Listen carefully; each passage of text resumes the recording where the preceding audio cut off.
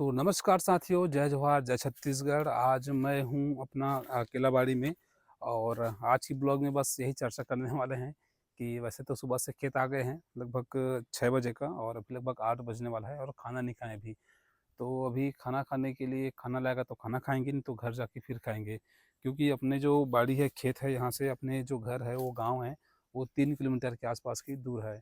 और अभी देख सकते हैं, अभी केला कटिंग अभी यहाँ पास चालू हो रहा था और अभी जो बाड़ी में हूँ, ये अपने फैमिली का चाचा का है और लगभग इसमें मैं बात करूँ तो लगभग इस बाड़ी का लगभग 90% जो कटिंग है, ठीक है, केला, वो हो गया है। देख सकते हैं, आपको बस कुछ-कुछ जगह ही आपको केला देखने को मिलेगा, ठीक है? बाकी लगभग कटिंग हो गया है। तो अच्छी बात है क्योंकि कटिंग करना बहुत ज़रूरी है। यदि आप केला की खेती करते हैं तो कोशिश कीजिए कि मार्च एंडिंग या जैसे कि अप्रैल महीना का फर्स्ट वीक, सेकंड वीक तक कटिंग हो जाए।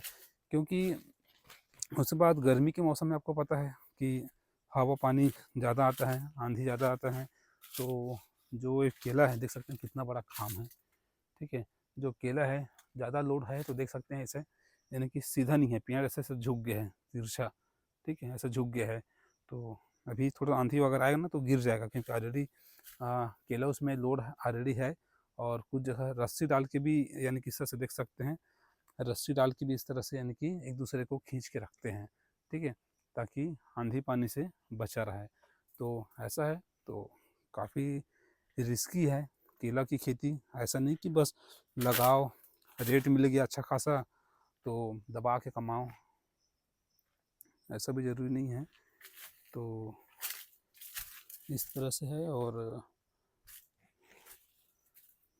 यानी कि केला अगर अच्छा हो गया, सब चीज़ अच्छा है और आंधी अगर कोई गिरा दिया तो भी लॉस है, तो रिस्की है भाई। तो चलिए मिलते हैं कोई नया व्लॉग में, तब तक के लिए जय हिंद, जय भारत।